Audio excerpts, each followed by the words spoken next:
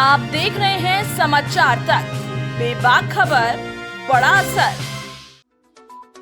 मकर संक्रांति के पावन अवसर पर गोरखनाथ मंदिर में सदियों पुरानी परंपरा का निर्वहन करते हुए मुख्यमंत्री और पीठाधीश्वर योगी आदित्यनाथ ने गुरुवार 15 जनवरी को ब्रह्म मुहूर्त में तड़के 4 बजे बाबा गोरखनाथ को आस्था की पवित्र खिचड़ी अर्पित की। विशेष पूजा अर्चना के बाद मंदिर के कपाट श्रद्धालुओं के दर्शन के लिए खोल दिए गए, जिसके साथ ही बाबा के दरबार में भक्तों का सैलाब उमड़ा। इस मौके पर सीएम योगी आदित्यनाथ ने देश और प्रदेशवासियों को मकर संक्रांति की शुभकामना देते हुए कहा कि गोरखपुर में लाखों श्रद्धालु बाबा गोरखनाथ को खिचड़ी चढ़ाने पहुंचे। प्रयागराज में भी श्रद्धालु संगम में पुण्य स्नान कर रहे हैं। उन्होंने मकर संक्रांति को सनातन परंपरा का अत्यंत महत्वपूर्ण पर्व बताते हुए कहा कि सूर्य के धनु राशि से मकर राशि में प्रवेश को संक्रांति कहते हैं। इसके बाद उत्तरायण का शुभ काल शुरू होता है। सीएम ने कहा कि ये पर्व देश के विभिन्न हिस्सों में अलग अलग नाम से मनाया जाता है, जैसे पोंगल, लोहड़ी, तिलुआ और खिचड़ी। गोरखपुर में शिवावतार बाबा गोरखनाथ को खिचड़ी चढ़ाने की परंपरा विशेष महत्व रखती है। मुख्यमंत्री ने सभी श्रद्धालुओं का स्वागत कर मंगलमय मकर संक्रांति की शुभकामनाएं प्रेषित की। प्रदेशवासियों को मकर संक्रांति के पावन पर्व की हार्दिक बधाई और शुभकामनाएं देता हूं।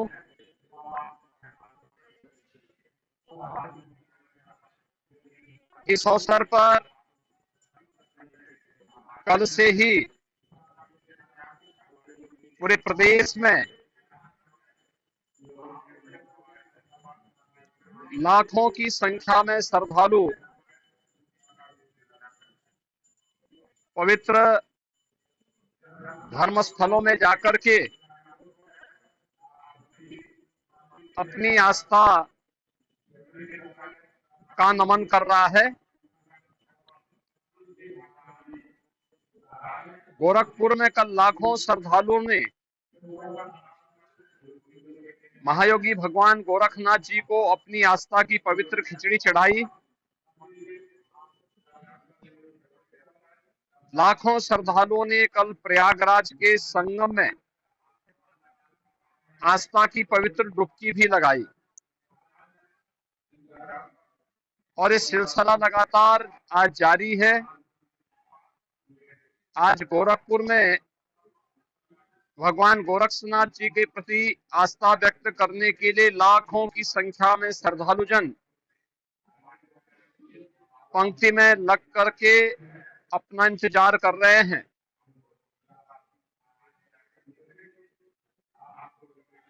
मकर संक्रांति भारत के पर्व और त्योहारों की परंपरा का एक अत्यंत महत्वपूर्ण पर्व है। वास्तव में सूर्य इस जगत की आत्मा है। जगत पिता सूर्य की उपासना का ये पर्व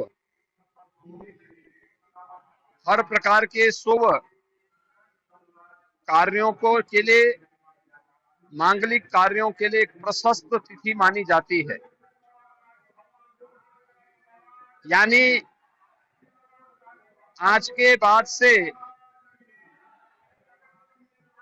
सनातन धर्म की परंपरा में सभी मांगलिक कार्यक्रम प्रारंभ हो जाएंगे।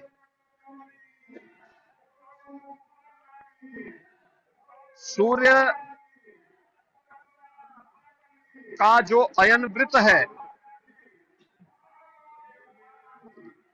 ज्योतिषीय परंपरा के अनुसार वह 12 विभिन्न भागों में विभाजित है। एक राशि से दूसरी राशि में सूर्य देव का संक्रमण संक्रांति कहलाती है। और जब धनु राशि से मकर राशि में भगवान सूर्य का संक्रमण होता है तो यह संक्रमण मकर संक्रांति कहलाती है। यानी मकर राशि से अगले 6 माह तक, यानी मिथुन राशि तक सूर्य भगवान उत्तरायण रहेंगे। उत्तरायण का ये जो समय होता है यह बड़े दिन रहता है, रात्रि छोटी होती है, यानी जीवंतता के लिए सूर्य का प्रकाश कितना महत्वपूर्ण है कि भारत की ऋषि परंपरा ने इसे जीवन के लिए कितना महत्व दिया है, यह इस पर्व के माध्यम से हम अनुमान लगा सकते हैं। और यह पर्व एक ऐसा पर्व है जो देश के अंदर नाम और रूप अलग अलग होंगे, लेकिन आयोजित होता है। पूरब में, पश्चिम में, उत्तर में, दक्षिण में। पूरब में बिहू के नाम पे या तिलवा संक्रांति के नाम पर, पश्चिम में लोहड़ी या मकर संक्रांति के ही अलग अलग रूपों में, दक्षिण भारत में पोंगल के रूप में, उत्तर भारत में खिचड़ी संक्रांति के रूप में मकर संक्रांति का आयोजन बड़ी श्रद्धा भाव के साथ श्रद्धालुजन आयोजित करते हैं। गोरखपुर में से अवतार भगवान गोरक्षनाथ जी को अपनी आस्था की पवित्र खिचड़ी चढ़ाने के लिए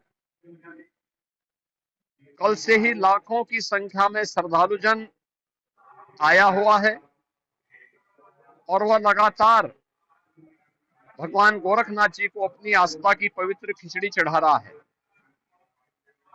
मैं इस अवसर पर सभी श्रद्धालुजनों का हृदय से स्वागत करता हूं। प्रदेशवासियों को और देश और दुनिया से उत्तर प्रदेश के अंदर अलग अलग धर्म स्थलों में अपनी आस्था का नमन करने के लिए आए हुए इन सभी श्रद्धालुजनों का अभिनंदन करते हुए मकर संक्रांति की अपनी मंगलमय शुभकामनाएं उन सब के प्रति व्यक्त करता हूं। मुहूर्त कल सायकाल से ही प्रारंभ हो चुका है, लेकिन चूंकि हमारे सनातन धर्म की परंपरा में मुहूर्त की शुभ लगन ये सूर्योदय के साथ प्रारंभ होता है, तो आज ब्रह्म मुहूर्त से मकर संक्रांति में खिचड़ी चढ़ाने का यह मुहूर्त प्रारंभ हो चुका है। ये मेरा सौभाग्य है कि मुझे भी अभी प्रातः 4 बजे जो यहाँ की विशिष्ट पूजा है वह संपन्न होने के उपरांत 4 बजे भगवान गोरक्षनाथ जी को आस्था की पवित्र खिचड़ी चढ़ाने का अवसर प्राप्त हुआ है। अब लाखों की संख्या में आए हुए श्रद्धालुजन भी अपनी आस्था की पवित्र खिचड़ी भगवान गोरखनाथ जी को चढ़ा रहे हैं। वहीं प्रयागराज में लाखों की संख्या में श्रद्धालुजन और कल्पवासी पूज्य संतजन प्रयागराज की धरती में उपस्थित होकर के न केवल अपनी साधना में रत हैं, अपितु संगम में भगवान बेनी माधव, भगवान प्रयागराज, माँ गंगा, माँ यमुना और माँ सरस्वती के सानिध्य में संगम में आस्था की अपनी पवित्र डुबकी लगा रहे हैं। इन सभी श्रद्धालुजनों के प्रति भी मेरी मंगलमय शुभकामनाएं हैं।